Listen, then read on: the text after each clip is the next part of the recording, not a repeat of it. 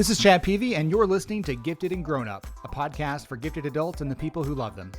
In today's episode, I'm talking with Paula Prober, psychotherapist and author of Your Rainforest Mind.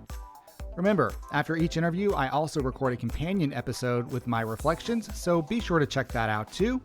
And now, without further ado, here's my conversation with my new friend and amazing human, Paula Prober.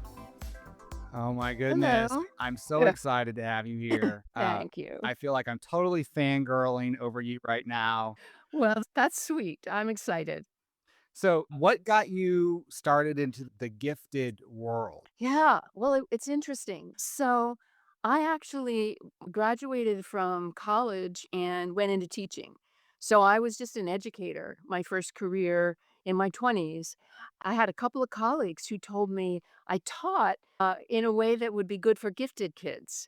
And because I didn't go by the book. I didn't do the traditional boring stuff. So the gifted kids in the classes really, really liked me. The other kids not so much, but because I was sort of out of the box. Yeah. But I didn't. But these colleagues said, this is the creative kind of teaching would be good for these kids. I ended up moving to Pennsylvania, and they had just passed a law that schools needed to identify and serve their gifted children in the schools. So these jobs opened up because they started doing pull-out programs in these different schools. And I got a job teaching gifted children in a pull-out program in Okay. Pennsylvania. And I loved it. And that was my first introduction to giftedness and gifted kids. And I did that for, I don't know, I think about 5 years. And then I moved to Oregon and I got another job doing the same kind of thing. But then at some point I decided a couple of things. Like I was fighting all the time.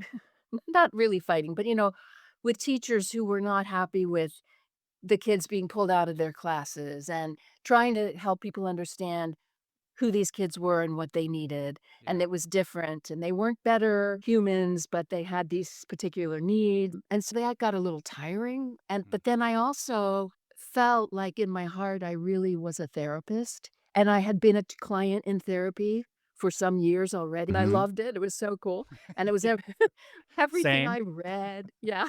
I tell my Reading. husband I'm really good at therapy. I'm really good at it, as if it's a sport. Yeah. Well, it's my favorite thing, right? So I went back to school and And got you were a counseling 39 when you went degree. back to I school, was is that right? 39. Yeah, Yes, yes. Inspiring people. It's never too late to go back that's to right. school, That's right. right? So I just got basic traditional degree in counseling and then worked in an agency for a while and then in doing therapy with this population because I knew them so well from the years teaching the kids and I knew they had particular mental health needs that really required someone who understood giftedness Yeah. to serve them, to not miss some basic, really important parts of them. So yeah, so then I started the practice and they started coming to me. You started a Cla blog, right? not I did not start the blog until 11 years ago. Oh, So okay. I tell people I was 62. I'm 73 now. I was 62 when I started the blog. So the blog didn't help me get clients. Locally, there was a gifted summer program for gifted kids, and I taught in that. And then I did some parent classes for those parents of the gifted kids at the University of Oregon. The teacher training, there was someone who hired me to teach the teachers how to work with gifted kids Mhm. in the regular classroom. So I got known that way. Yeah. I wrote for the newspaper. So I ended up just getting those clients started coming to me. Were those And, clients I loved it. mostly kids, parents, adults? What was the client mix like in the beginning?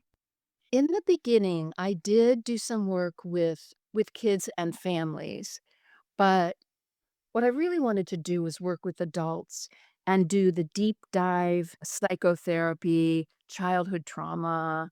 So I gradually moved myself into that, where I really preferred working with the adults and people who were really interested in healing, in deep healing, and not just Mhm. the band-aid kind of therapy or the quick fix Yep. stuff. So people who were capable of going deep, not everybody can, right? Right. It's not the appropriate therapy for everyone. You really need enough ego strength to go and look at the trauma and grieve and, connect with the child part, the internal family systems model. Yeah. That's really what I wanted to do. So I did that most of the time. And then the gifted piece, it would seem like, what is giftedness and what are those traits that you have that are important to address? And how do they overlap with growing up in this dysfunctional family? So it's sort of like separating out and looking at, okay, so we're going to do this trauma work, this somatic work, this healing, and how does the giftedness come into play in that Mhm. good combination of both? That's great. Does I that make love that make sense? Yeah. Makes total sense, makes total sense. And I'm guessing at some point during that work, you decided to write a book, and the gifted word apparently wasn't working for some of your clients, so you came up with this new, way to describe it. Walk us through that Mhm. process. Actually, I came up with that metaphor while I was still teaching Oh, so it because goes way back. it goes way back. Okay. Yeah, yeah. Again, it was how do I explain this to these teachers so Yeah. that they aren't upset about, oh, you think you're better than, Right. than us, or that they aren't triggered by the word gifted.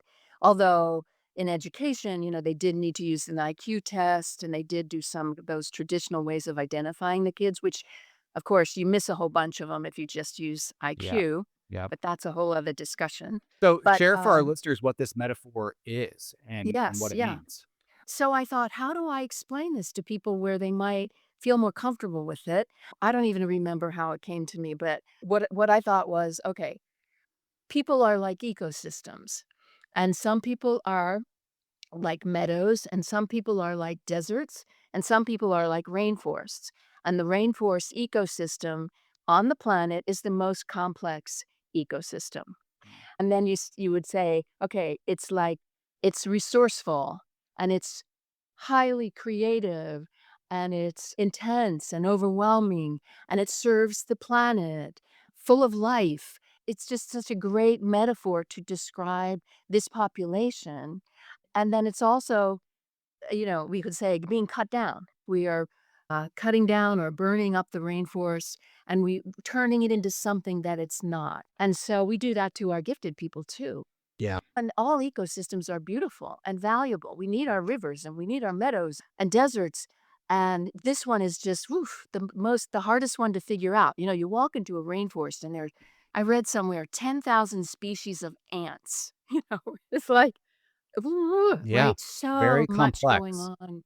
Very Right. complex. And sensitive, highly And sensitive. super sensitive. Yeah. Right, I've heard right. you say that all rainforest minds are intellectually advanced, but not all intellectuals are rainforest minds.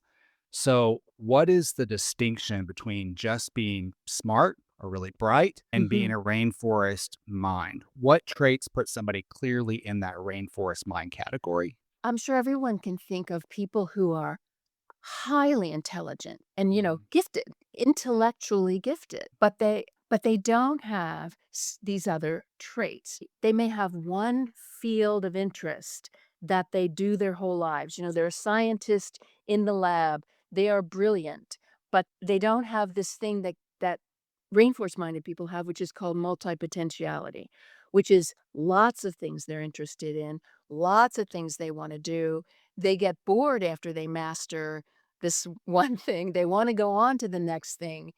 That's a trait of somebody with a rainforest mind. Not every intellectually advanced person has that. Some of them stay in one field their whole lives and they're happy doing that, but they're also super smart. Okay.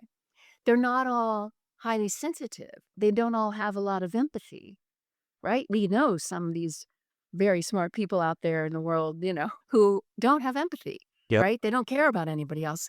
Rainforest minded people, super empathy, super sensitive, socially responsible. Whereas you might have an intellectual gifted person who isn't socially responsible, who doesn't care about other people. Yeah. Right? Those are some of the main traits. What else? The empathy, the high sensitive, the creativity. Not every super smart person is highly creative, Mm. but the rainforest minded person is highly creative. Are all S- creative minds also rainforest minds? No, Okay. because you can be creative, but not super intelligent.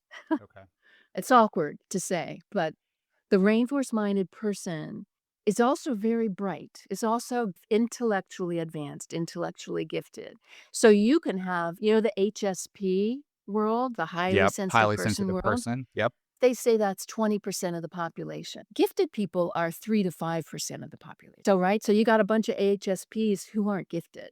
Yeah. They're highly sensitive, they're lovely people, but Mhm. they don't have that drive to learn, let's say.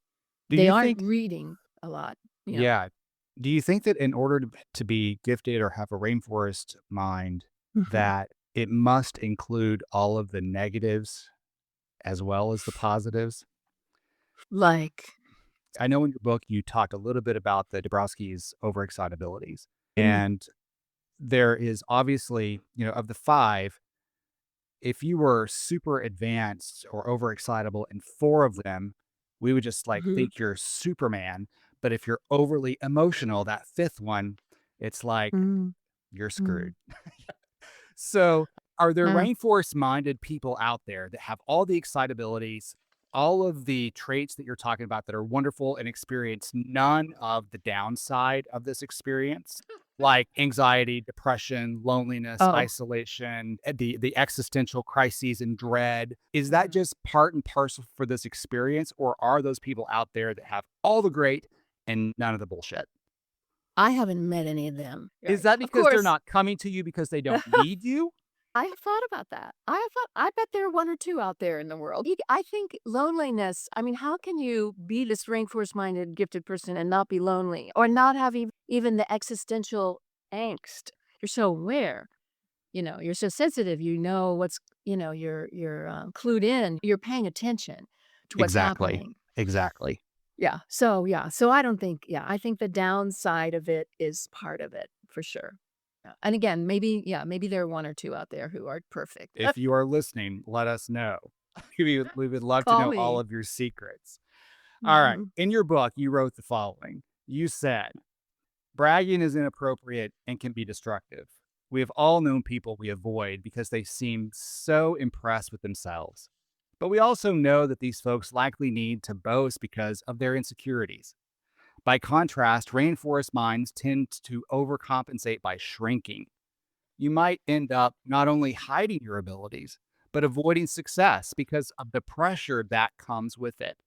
It may be real, it may be not, but to avoid that real or imagined pressure, you stay small.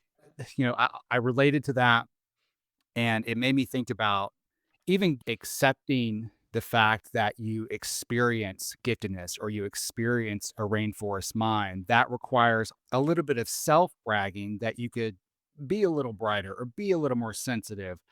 And a lot of people really struggle inside themselves before they even go out into the world and hide themselves. They're hiding within. How do Mm, you get folks to wrap their head around that and accept it in such a way that it's, as you've said a few times already, it's not that you're better than anybody else, but this is such an important part of who you are and your own development and your own awareness and your own self understanding and your own self actualization. How do you mhm. talk them into it? How do I talk them into accepting that they're gifted? Yeah. Is that yeah. So, one piece is there's mythology around what gifted is. A lot of them believe that they're not gifted because, let's say, they didn't get straight A's in school, or they didn't excel in school, or they're not high achievers. They're not, the CEO of the company. They're not super accomplished. They think giftedness is just those people who are achieving and accomplished The and Nobel Prize famous and winners. Yeah. right, right, right, right. Yeah. So that's one piece. Another piece is they generally know there are people who are smarter than they are. They say, yeah, I'm okay. Many times feel like, well, I'm just normal. Doesn't everybody think like this? Doesn't everybody know Right? that? Yeah. I've used that phrase, what's obvious to you may not be obvious to somebody else. Yeah. But you don't know that. You don't realize that unless check that out or somebody says to you, so do you know that, you're other people don't know what string theory is, So there are those things that they just, don't really believe it. And then there's the justice and fairness and fear of being called arrogant or being thought that you're arrogant and really, really wanting to be fair and just. And if I'm gifted then and they're not, ugh, you That's know, unfair. that's That unfair. It's yeah. unjust, right? There's this equality, Yeah. equality. And what I'll say with to that is, yes, go for equality, but not sameness. Sameness and equality aren't the same. You know what I mean? So we're not all the same. Yeah. We are all equal, but we're not all the same. So that's part of. And then what I run into is people they just feel normal. They don't realize that you know, they're extra smart. It's easier to identify in children because, when you're 3 years old, you teach yourself how to read. Some of these gifted kids, they're reading when they're 3 or 4, Yeah. before they get into school, or they're asking these complicated questions, or they're talking in complete sentences at as an earlier age. Yeah. So you can see that, although people still deny it, people still. And parents who just have that one child don't have anything to compare it to. So they Right. also don't necessarily identify their kid as gifted either. Well, Oh, then how do they it's, find their way to you?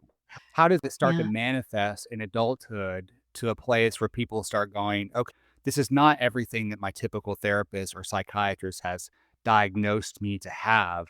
Something else is Mhm. going on. Yeah, yeah, that's a good question. I mean, because on the one hand, the people that I come to me for counseling come because, they have trouble in relationships or, the typical counseling issues. They Yeah. grew up with an alcoholic family. And so I get people just for that reason. And I guess, well, that's the main reason that they come. But I've started consulting. So I'm trying to think, okay, why do they come to me? It's like, it's like, who are those people? And how did they find me?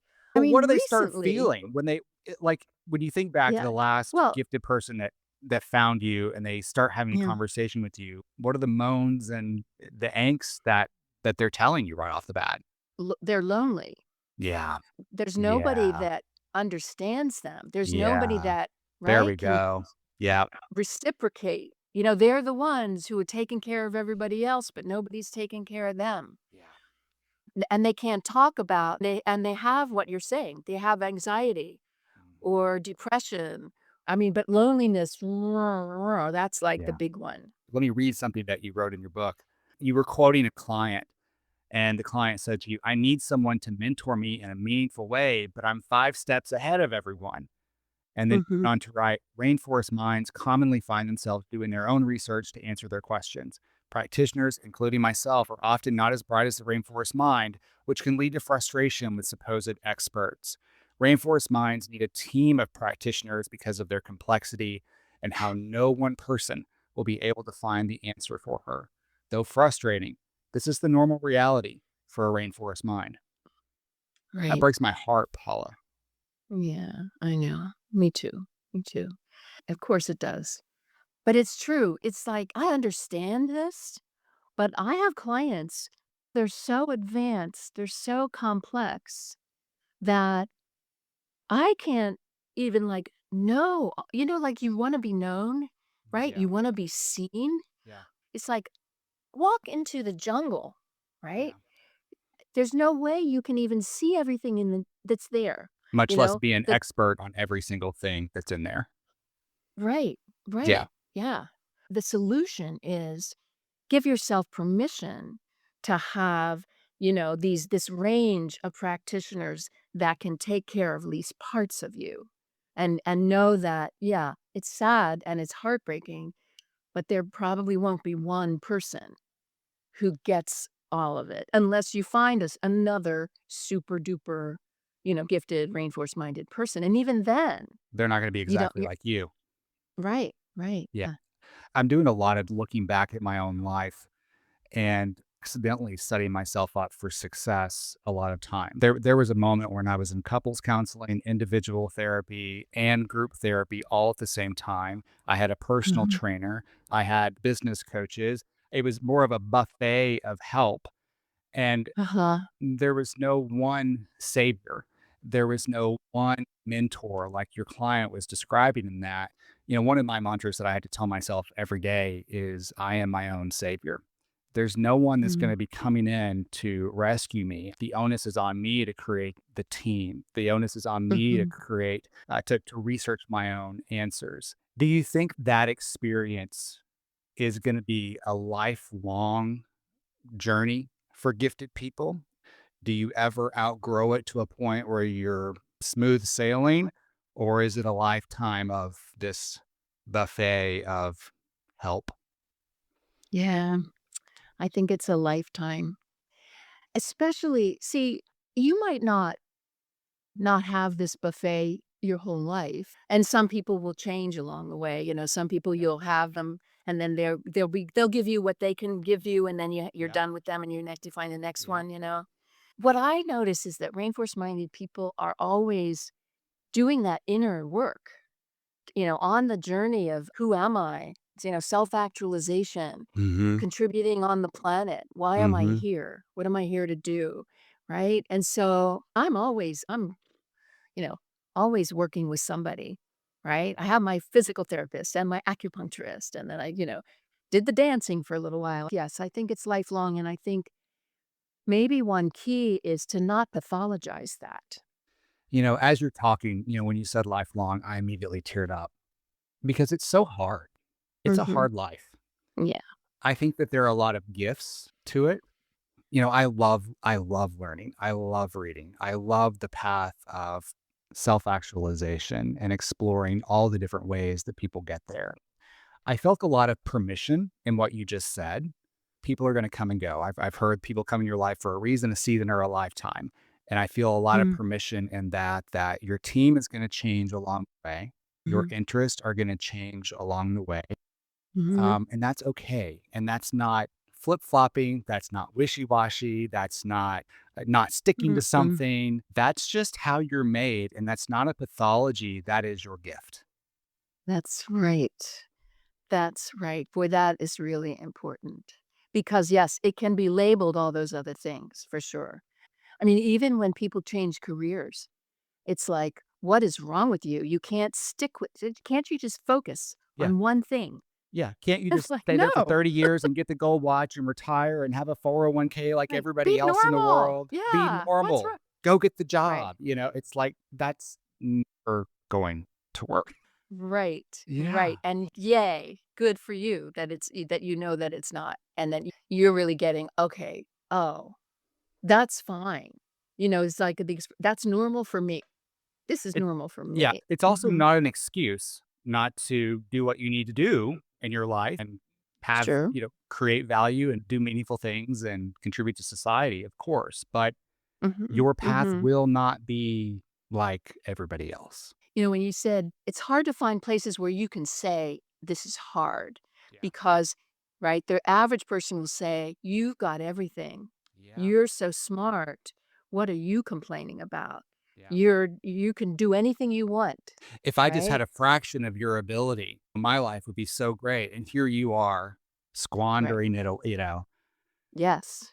Right. So that's it too. You have to really be selective about who you talk to about this, and there aren't a lot of people even still who understand it, who will not criticize you or who will not misunderstand Yeah, what you're I'm on a saying. mission to change that.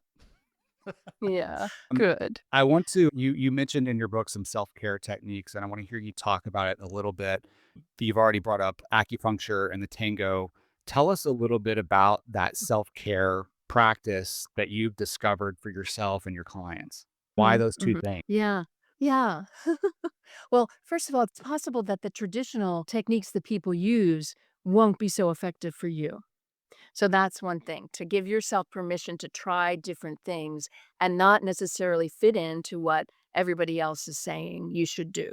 Let's Mm, say even meditation. There are tools that people use that you may find don't work for you. So that's okay. Just keep looking for the things that might work for you. You got to find a practitioner who is gifted if you can, right? And so yeah. I found an acupuncturist who's amazing, who's brilliant. So one idea is that you've got a body and you need to pay attention to your body, Yes. you kn right? And sometimes gifted people are thinkers and emotional, I wanted to respond to that too, Emotional is also a factor in a Yes. rainforest-minded person. Okay. So you need to address what's going on in your body because you're highly sensitive also probably physically. You may have allergies, you may have, Yep. yeah. So I see that a lot in my client. So the acupuncturist is just I just landed on her because she's brilliant and she's so skilled in what she does. I go every other week and it's like somebody's giving me attention Yeah. for an hour, Yeah. right? And it's like, Does your yeah. mind shut off or does it at least slow down when you're doing things to pay attention to your body? Yes, I think you could say that. Don't expect it to shut down. Don't Right. expect it to, yeah, I get that. but But slowing down. Yeah, yeah. yes. I have clients who do things like rock climbing because you got to focus. When you're Mm, doing rock climbing, yeah. you are not Your survival ruminating. instincts kick in. Yeah. And You you, can but only you think have to about that one thing. focus and Yeah. pay attention. You could, Uh-huh. yeah. So Because your that's survival really depends good. on it. Yeah. Yeah. So that's balancing, balancing out the body with the mind or calming the nervous system or calming the mind. So some of those physical activities do help. For me, the acupuncture is also just more nurturing. She also does cranial sacral stuff and, it's just touching me. And, Yeah. I don't have a partner. So I'm like, oh, touch me. So, yeah. I wanted to ask you about sex. Do you hear Mm, from your clients that, it doesn't ever stop, the mind doesn't ever stop? Physical mm-hmm, touch definitely is it's probably the only thing that I have found that slows me down. Do you mm-hmm, hear that a mm-hmm. lot? Is this normal? Well, it's so funny when I saw your question about sex, I thought, "Oh, no, we don't talk about sex. I should start talking about sex with my clients." Yeah. Yes, so right. So I don't know so much about this actual sex. Okay. The physical touch definitely is important and a factor and helpful. And again, it's like with somebody else. It's just a different focus. It's just, right? You're and it's I want to say I'm sure there's chemicals that get released, right? Yeah. Yep. And yeah. So yes, so the touch, again, I'm like, I don't know about sex per se, but definitely the physical contact. And Mhm. yeah, and just that, if you're with someone you love and you're having, you're being sexual,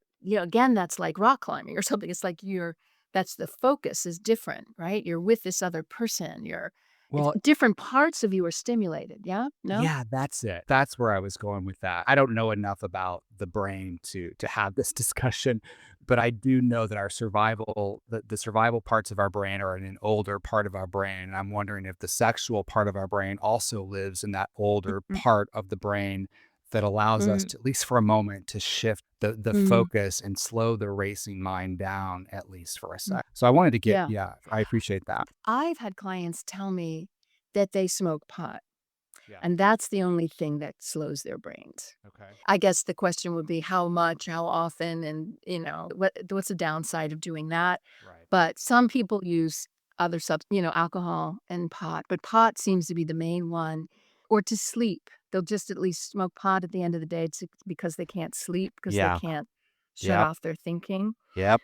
But another thought is, are you soothed when you're in nature? Does being outdoors in nature help you? That's complicated for me. I grew up in rural Arkansas and I was in the woods a Mm, lot as a kid, but I have a lot mhm, of negative associations with what happened to me in the woods. And so, uh, like walking through the trees, like we went to Muir Woods here in Northern California, and my husband is like, "This is amazing." And I'm like, mm, whatever. uh, But if I go to the ocean, then mm, mm, I do experience something different, and I find just being around the ocean very soothing. I don't have to get in, but just to mhm, hear the mhm, waves, to see it definitely mhm. helps me. Because what I have found with clients is some kind of experience in nature is also, calming and soothing. So it's like when you're talking about your brain, busy brain, it's like finding those things that calm you down, like being by the ocean, or maybe coming up with some kind of spiritual practice. Yep, I wanna ask you Some, about that later. Yep. yeah, I want to mention the tango. Please. I love talking about that. Yeah, this is some time ago now, but I was looking for some creative outlet, something to do that, something that would also be social, Mhm. right? And so I thought about ballroom dancing, and I tried a class, and so trying all the different ballroom dances, and that was fun. But then there was this tango community here in Eugene, where I live, Eugene, Oregon. And I went and took a lesson, and I was like, "Oh, you just relate to different types of dances." And Yeah. I somehow connected with that one. And sometimes it's the music. I tell people that if they're gifted and they're lonely, they should look for a tango community in their towns. It attracts smarter people. That's It's I would never have okay. thought that. That's really Yes. interesting. I wonder why Well, that is. I'll tell you what it is. It's my first of all, it's my experience. So this may not really be true, but in my experience, the dance is complicated. It's creative. It requires high sensitivity. Mm. You're better at it if you have empathy. It's like the rainforest traits You get to move, practice them all. Yeah. and you're advantaged because Mm. you have them. In this town, what I found was I'm meeting the people. I'm thinking, oh my God, there were a number of computer programmers, and there was a scientist. The guy does science research, and then there are a couple of psychotherapists, and then a physical therapist, and I don't know what this guy did, but it's like there was clearly just these were brighter people in general, and I Yeah. think it's because the complexity of the dance and what's required, and then the intimacy, Mhm. right? That thing about being touched and Yes. held. Yeah. You're holding, it's in the tango, it's like, whoa, it's intense and intimate, Yeah. and that could scare some people away.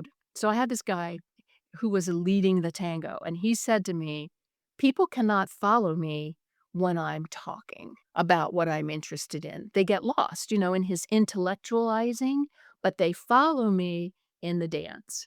I'm Mm. finally followed, right? Because there are no words, Yeah. and he experiences somebody with him. You're Oh, with yeah. right? Yeah. Yeah. That's So, beautiful. yeah, and yeah, and it was, yeah. So it was just the community itself. They were just I don't know, it could just be in my town, but I have a feeling it's just, it's just a harder dance to learn, and so it attracts people who want that challenge, and then Okay. who also want the intimacy and the connection, and I'm it gonna just check that out. provides all of those things. Yeah, you should. I am. And I'm the gonna look into it. yeah, and just so you know, the other thing that's tricky is for leaders, if you decide you wanna lead, it's hard. Mm. It's not a simple waltz, 1, 2, 3, 1, 2, 3. It's creative in a different way, and it's hard to learn, which can be hard for somebody who's gifted Heard. because who learns quickly, because you're not gonna learn this fast, right? So that's So one of you're the gonna have to fight downsides. your perfectionistic tendencies Right. If and you slow yeah, yourself yeah, down. everything comes easily, you learn that, but suddenly it's like, "Oh, this is hard. I'm not good at this. I'm not the best one in the room." Yeah. So, that makes it interesting, but it's a challenge, so, Mm. anyway. I Yeah. wanna go back, if you don't mind, and talk about therapy for just a second. I believe it was in your book that I read that a rainforest mind is not like simplistic answers. And I feel like therapy, if the practitioner is not prepped for it, can be a bit simplistic for a rainforest mind, and that can create some frustration. How does a person go about finding a practitioner who Mhm, will at least understand that the Instagram quotable therapy advice is not going to work here? And if you're in an area where no one's specializing in giftedness, how do you mhm, have a conversation with your local therapist and say, this is something that I experience. I'd like for uh-huh. you to read a book on it. Well, I wrote a couple of blog posts about it. I think you have to, that shop around, you Yeah. right? And ask the person, "What type of therapy do you do? Do you do CBT? Are you Mhm. just like a cognitive behavioral therapist and Mhm. that's all you do? Solution focused, quick fix therapy?" Yep. Or right? So you interview them. You come with questions, Okay. or you try to see if they'll do I don't know if they do this anymore, but I would do a 20-minute meet and greet, Yep. thing Yep. where you meet. I mean, it's like you wanna have a good match. The therapist and the client wanna have a Sure. good match, right? Yeah. So you come with your list of questions, and first of all, if they're, like, defensive because you're asking them questions, you don't go to them. Good advice. Okay. Mhm. You want someone Right. curious. Right. What do you need? Tell me what you need, and I'll see if I can provide that. I don't know if I can, and so you have your questions, so the type of therapy, if they go deep, they do internal family systems, or they do somatic experiencing, or they Mhm. do psychodynamic attachment theory. Yep. You want that. And then you can say, in the initial either email or first meeting. So I have these characteristics, and I don't know if you want to use the word gifted or not, but you say, I really need somebody who's going to be able to follow me. And I talk fast, and I move quickly, and like describing who Yes. you are and saying, so I need to know if you're able to do that or willing to do that or you wanna do that. And then you watch them.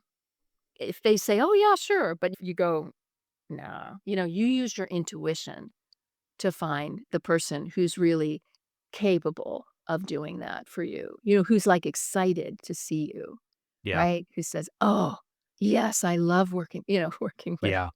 Yeah. smart people. Exactly. I get that. Yeah. Okay. But That's it's good hard. But advice. know that it's hard. Yeah, Yeah. that's right. Yeah. All right. I want to read this part from your book. You said loneliness may be the number one challenge for the rainforest mind, and it often starts early. You are lonely because you do not fit in any one place. You may find that conversations are not deep enough or fast enough, or no one quite gets your sense of humor. You may be the one everyone comes to for advice, but when you need a confidant, no one's at home. So we talked about loneliness just a little bit. You mentioned a couple of places where folks like going to find a tango class, finding the right sort of therapist. Just in the short time that I've been talking about and exploring gifted and putting stuff out there, the emails that I get overwhelmingly are about making my marriage work, that the intensities complicate Mhm, the relationship, whether mhm, there was someone very intense or with someone who is not gifted and they're coming to their own awakening around giftedness and they're mhm. struggling. What makes for a good gifted marriage? I think it depends. Say more. So I was going to write a book about not necessarily marriage and giftedness, but just relationships and giftedness. Yeah. Then I thought, oh, I don't think I have enough information for a book. But I asked my readers on the blog to talk about their relationships, and what are the pros and cons. And it was like, what is it like if you're with somebody who's gifted?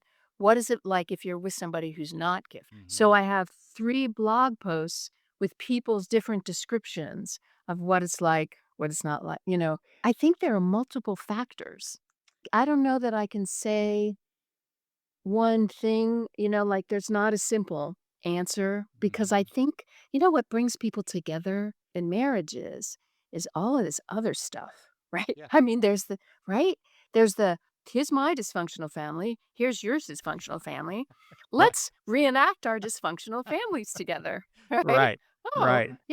you sound just like and I said, oh, ugh, ugh. So I don't think I can say specifically it's almost like the gifted thing is a factor, but what might even be a bigger factor is all that other stuff. I find myself telling my husband almost like I apologize a lot. I'll say, Mm. I know I'm a lot. I know I'm a lot.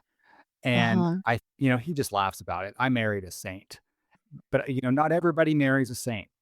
There's just something for me in our relationship Mm, just to acknowledge that I'm a lot. And I get that I'm a lot. And I don't mean to be overwhelming or be a lot. And I love you for putting up with the lot that I am. mhm. I don't know that that's a secret, but it's certainly something that Mm. is a salve for my own marriage. So, maybe you can answer that question better than I can. Like, communication is Like, important, right? yes, And my is he husband likes willing to to say we're like lesbians. We communicate so much. Like, we take a walk every day. We are all just talk. We usually start our Mhm, walks with, what are you grateful for today? And that just sort mhm, of opens up the rest of our 45-minute walking and talking mhm. together. What's the problem, do you think? What's your allotness mean? What does that mean? I'm like a roller coaster sometimes. When I find something that I'm really into, I'm Mm, smooth sailing. If I'm feeling existential angst at all, I'm a lot. I will find myself sleeping a lot. You mentioned that earlier. I'll to sleep a lot. I'm trying to think of what he would say is my allotness. Mhm. Probably, well, he's a musician, and so his joke is, "Are you sure you're not the musician in this relationship with all of your drama?" So Mhm. little cracks like that. It's Mhm. just I'm much more sensitive to things. I think that can wear him out sometimes. So if someone says something, if Mm. his mother says something, I will Mm. I really get worked up about some of that stuff. Or if my mother says something, I really get worked up about that. Where he's like, "What are Mhm. you so worked up about?" So that Mhm. happens quite a bit. I think that there's a lot of frustration around being very impatient and having the urge to perfect. And so it takes me a long time Mm. if, as an entrepreneur, to put something out because I spend so Mm. much time wanting to Mm. perfect it. And that creates a Mhm. lot of frustration in our relationship because as an entrepreneur, the goal is to make money. And if I keep Mm. delaying, delaying, and delaying, he's going, "When are you going to make money?" So that certainly Mm. comes up. Yeah, Mhm. those are a few. Mm. Yeah, so I'm thinking I think what you said about communicating and humor, you Yeah. mentioned a little bit of humor is Yeah. good. And I think something about, that idea of what we're saying, not totally relying just on your partner for 100%. everything, Yeah. right? Yeah. Right? But having friends, each of you having friends and support outside of the marriage Yeah. so that you can vent other places, not Mhm. just he has to hear all that, Right. that or you go to your therapist, he goes to his therapist, and you get support outside of the relationship. That will help that. And it's funny, some of the people who wrote on my blog said they actually preferred having a non-gifted partner because the other partner wasn't so intense. The Yes. other person was chill. Yeah. Let And me ask you, and you just reminded me of a question that comes up for us when we've done therapy together. He mm, he sometimes gets frustrated with me because he's like, "You're just better at therapy than I am." And I don't know mm, if mm, someone who's listening to this understands what it means to be good at therapy, but there's a certain language that goes with that, and there's a certain processing that goes with that. And I'm able to mm, go very quickly. If the therapist starts fun. prompting something, I know exactly where they're going, and I'm already there. Now, there's good and bad in that. The bad is I don't get Mm, the help that I actually need. The good is mm, it's a little bit entertaining. But when I'm sitting there with my husband, for example, he can get mm, frustrated in that situation because you're just better at this thing than I am, and we're supposed to be getting mm, something out of this together, and it's almost like, like you're cheating on the mm. test. So does that mean you need to step back a little bit and let him speak more or, don't take the stage, let him Probably. Mhm. That was very subtle, Paula. Well done. Shut It up, was just a Dad. That's what you're guess. saying. Just slow down a Yeah. little bit. I'm gonna put a link. I'm gonna look on your website for those blog posts, and I'm gonna put a link Mhm. in the show notes to those blog posts for the folks that are wanting to explore this topic a little bit more. Okay, yeah, that'd be good. The All right. relationship one, you mean Yeah. about marriages? Yeah. Yeah, that would be good. But again, it's like it's a lot of it is depends. The answers to a lot of questions when it comes to giftedness is, well, it depends. Mm. Or it depends is one answer to a lot of things. It's complicated is the other answer. I feel that in my bones. All right. Mhm. You wrote in your book, you said, "I have worked with many rainforest minds seeking some sort of religious or spiritual direction. Instead, they find frustration. Finding one Mhm. religion or spiritual path that meets your needs may be difficult. While you may yearn for spiritual community, it may be hard to find." Yeah. Have you yearned for spiritual community? Yeah. I started out, and when I was growing up, I was in a fundamentalist Christian house, Oof. pretty rough. So I have a little bit of trauma. I have a lot of trauma around religion Mm. and God and spirituality, but I definitely started exploring that. And I have found, for myself, it goes back to the buffet idea. Like, Mm. this is going to work a little bit for me today, and then tomorrow something else may work a little bit for me. So I describe myself as an atheist, but I definitely have a Oh. spiritual part to myself Hmm. that is very Mhm. curious and willing to Mhm. explore. I think the people that I see talk about, like, these religions just being too rigid or dogmatic. Dogmatic maybe Dogmatic. is Yeah. where, yeah.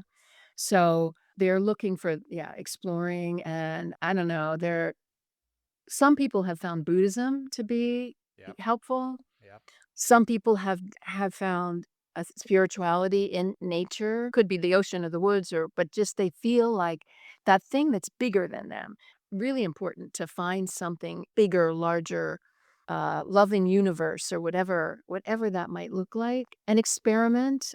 I have found a certain number of people who actually are what we would call they might be healers or they might be energy workers or they might have psychic abilities and Okay. okay, intuition, I guess, is the easier word to use. Yeah. Say more about that. Yeah, yeah. Just met with a gifted woman who has got a couple kids and she talked about both of her boys really, like, that premonitions. They have premonitions. They know what's gonna happen.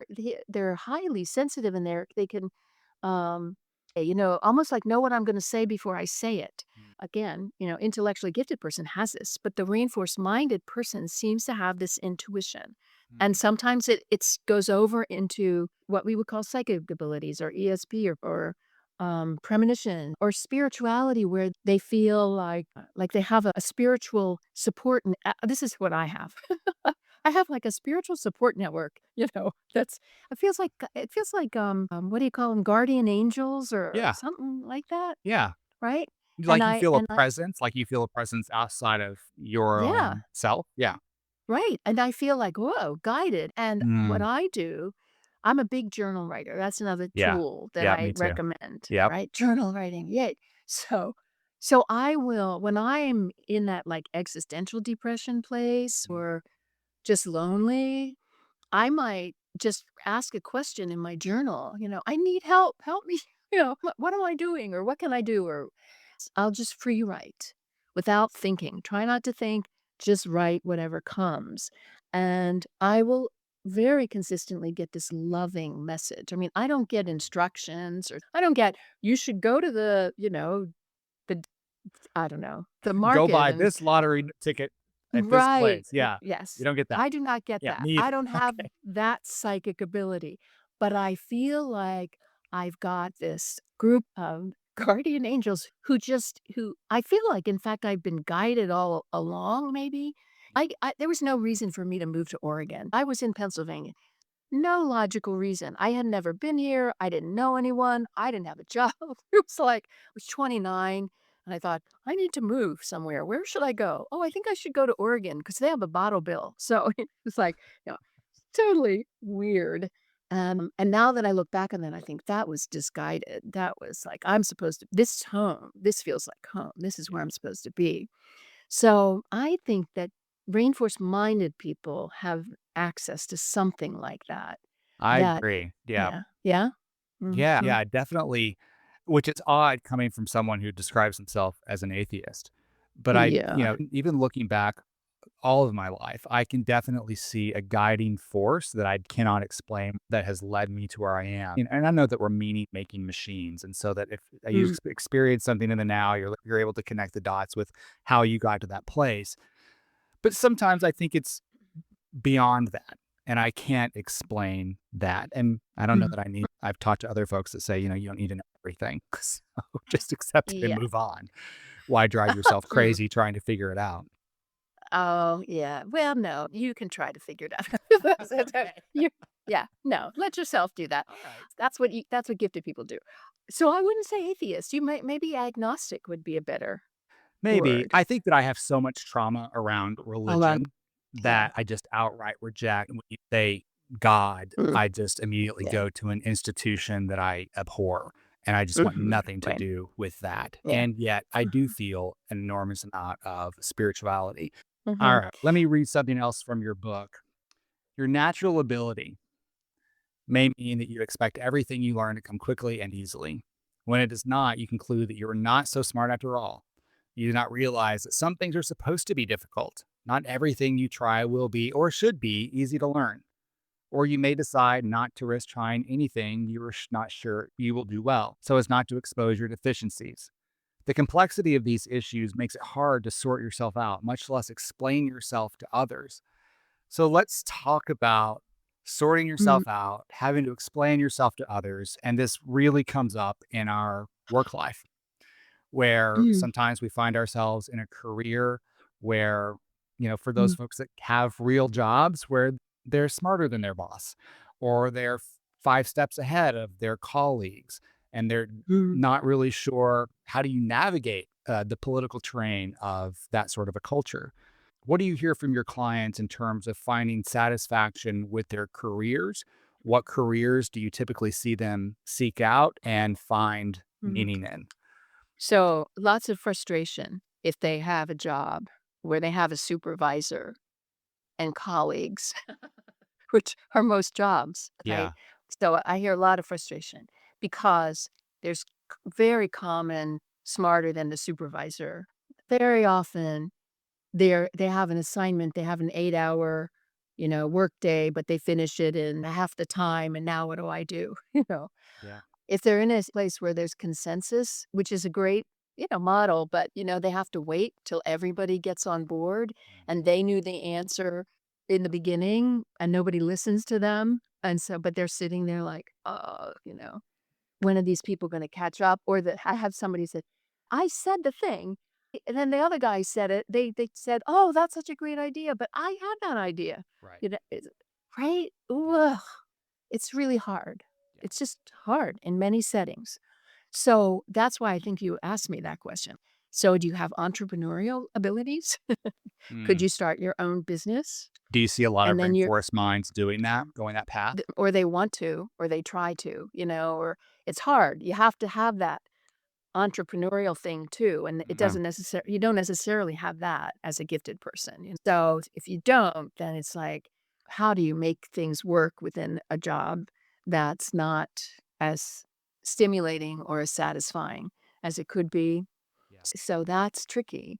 So I guess one idea is, understanding why you're frustrated, at least not beating yourself up for the frustration you feel at work in a Mhm. job where, your intellect is not stimulated, where you have to go through the motions, where you have to jump through the hoops. If you have entrepreneurial ability, so I'll give you an example. I have a client years ago. She opened a children's bookstore and she loved kids, she loved book, but she ran this business, so she had to learn budgets, and she remodeled the building that she put the bookstore in. So she tapped into so many different. Not everybody has all these abilities, but Yeah. she loved remodeling. She knew how to build stuff, design the building, and set the building up for, this bookstore, made it beautiful because she had this aesthetic thing that, that gifted people can sometimes have. So it was great because there was all this variety.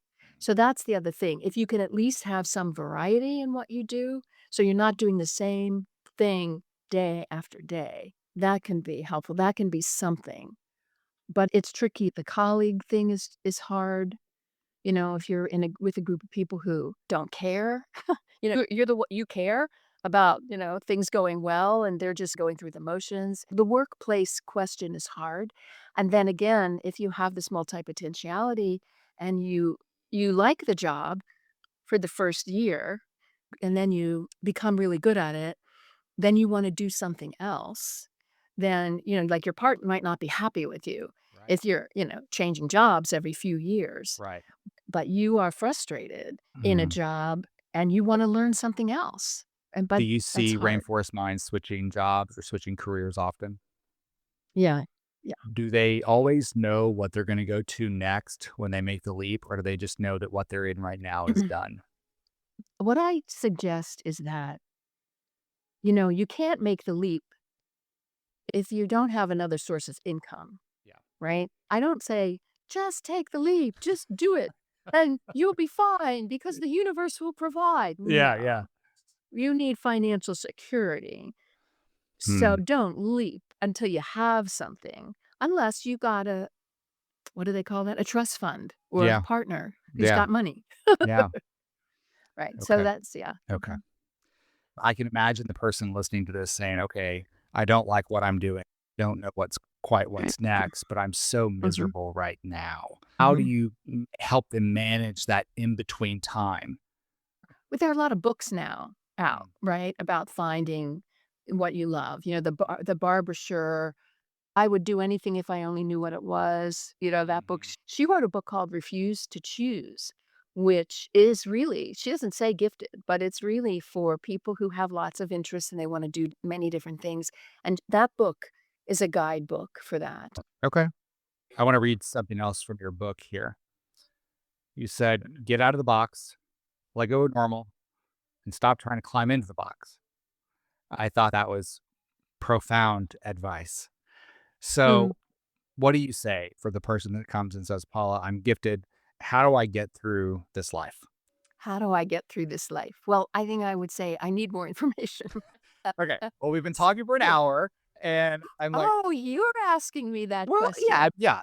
Uh huh. I've told you, I and just Yeah. revealed a little bit. It's hard. Mm. It's hard, and you've talked Yes. about. I know in I think it was the Uh. last chapter of your book. You talked about deforestation and how we Mhm. don't value our gifted people. We're also living in a Mhm. time where the anti-intellectuals are in charge and they're wanting to take books out of libraries that they don't like and defund any sort of knowledge. And I think Mhm. that that's really scary and painful for a lot of people, not just gifted people, but especially gifted people who have the extra Yeah. sensitivity and sense of justice around it. How do Mhm. we, and so I guess, to rephrase my Yeah. question a little bit, not just how do we get through this life, but how do we get through this time when so many of us are scared, we are pissed off, we are exhausted? How do I we know. navigate I this? What know. advice are you giving your clients to help them get through Yeah. this period and I through know. life? I know. It is really, it's that there aren't words, right, for what's Yeah, happening right now. yeah. There really aren't words. So on the one hand, find community, but then for the gifted people, it's like, where? I'm working on Because that it's not too. I'm working on that yeah, too. Yeah, right. You yeah. can't just go anywhere. So, step 1, understand this thing that we're calling gifted, that rainforest mind. Understand that's who you are, really get clear about it, do all the reading, and because you wanna get if there's any part of you that is still rejecting yourself because I'm too much, I'm a lot. When you go there, I'm a lot, I'm too much, that too much, not enough, Mhm. all those things, that self-criticism, a big thing is to really get clear about how actually gorgeous you are, how wonderful all these characteristics are, and that you struggle, and that you but you see it. It's not wrong with me. I have this rainforest mind.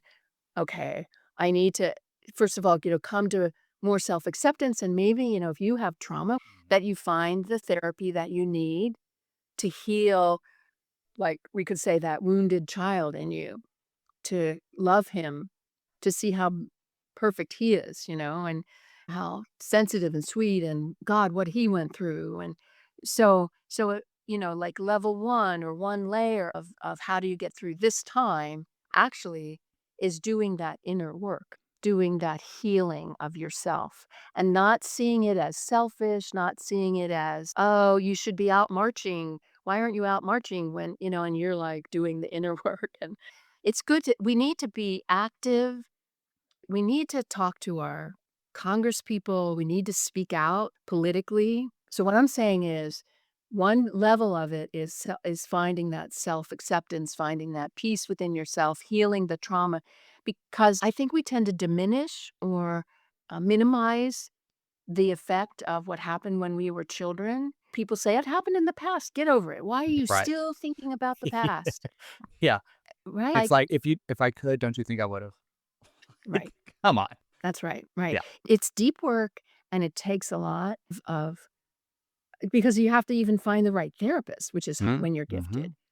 So that's one piece of it. Imagine if everybody, like, just healed their family trauma, if they stopped abusing their children, if they stopped passing on to the next generation the trauma that they received from Mhm. their parents, what a different world Yeah. it would be, right? So you don't feel like we have a special obligation as gifted people to be the resistance fighters on the front lines. You think that the change begins within, and if you can focus on that, then you are in fact doing what you can do. That is your form of resistance. Is that what I'm hearing? That's part 1, Okay. okay? And then there is another part. Let's hear it. So, and yeah, and it's not necessarily frontline protesting, although again, it's like, I'm not saying don't write to your congressman, so I'm not saying don't do that, but the second part for gifted people, I think, is figuring out what are you here to do? It's not live up to your great potential, which it sort of is. It's more, right? It's like, because that's like pressure. Oh no, I'm gifted. I have to Yep. become a Nobel Prize winner. Yep. No, it's more what feeds your soul? What is your heart yearning to do that also is going to have an impact? That you can have an impact in some way, but not just any old thing. It's got to be congruent to who you are and what brings you joy. I'll use myself as an example. I love what I do. I mean, I I mean, ho what is better than talking to you? I mean, my god. It's like, it's I You're love so sweet. you. You're so It's sweet. really Chad, it's really true. I get to talk to smart people every day, Mhm. people who are highly sensitive and caring, and so I do that, and then I love the blog, I love to write, and I love Mhm. to get You do such a good feedback job from with that. people, Yeah. and it's so fun. I Yeah. just like it fills me up. Other people might, love water skiing or something, I'm blogging, thank you very much. I'm not Yeah. gonna go water skiing. Yeah. So it's like, that's what I think we need to do. Find what excites you, and it's not gonna be maybe one thing, or it might be this thing now, and then in a few years, it might be something else, Yeah. because right? It doesn't have to Yeah. be one thing now forever. Don't give yourself a life sentence. Yeah. Right, right, right. Make it You're yeah. you're reminding me of a quote. I'm gonna butcher his name. Desjardins. Desjardins. I can never De Desjardins. Teilhard de Chardin. Yeah, Yeah. he says, we are not human beings who have spiritual experiences. We are spiritual beings who are having a human experience. And what I hear Mhm, you saying is keeping the main thing. And the main thing is you are here having a human experience. So be human. Whatever that mhm, means to you, whatever that's you can get out of this experience, go do that thing. Go do that thing. Go be a human mhm. being. Yeah, yeah. That song, Billie Eilish, "What Was I Made For?" Yes, yes, the Barbie Or song. I love that. Yeah. yeah, I did a talk, and I ended with that song, and everybody's crying. Because I said, "What are you here for? What are you here to do?" Yeah. I didn't get to ask you this in the beginning, and I should have. So forgive me for going a little bit out of sequence here at the end of our conversation. It's okay. What causes giftedness? Huh. What? Just a light question to end on. What I causes it? think Why does this happen? I think what I've read is that people say it's genetic. I've read that. So was it Mary Elaine Jacobson that said it was some sort of evolutionary biological mutation almost that happens? I don't know. I would trust what she said. I think recommending her book Her is book good. is Her book, great. I think yeah, The I Gifted think Adult. several people have come out since then and said that is not the case. Um, Oh, but uh, I really I liked the idea. I thought it explained a lot. what I know or what I've experienced is you see it in the babies. You're born with these traits. It's Yeah. how you're wired, and you're born with that wiring. Now, it can be affected, called Nature the versus nurture, nature the nurture. the the Yeah, nurtured yeah. part of it. Yeah. But yeah, I have found my clients. I have the counseling clients who have huge trauma. They are still gifted. It has not affected their giftedness. Yeah. They aren't even personality disordered from Mhm. this awful trauma, so there's something in them. This is a whole other thing where there's something that kept them from breaking. Paula Prober, we are going to have another conversation because I think you just opened a can of worms on your final statement there. Her name is Paula Prober, and she wrote Your Rainforest Mind. She is a psychotherapist, a consultant, a wonderful artist, my new friend. You can find her and learn more about her at rainforestmind.com. All of her links are in the show notes. You are going to love her blog. Get on her newsletter, it's wonderful. Paula also just released an audio version of Journey into Your Rainforest Mind. You can also find a link to that in the show notes. You are amazing. Mm, You are amazing. Thank you so thank much. you. Thank you. This was wonderful.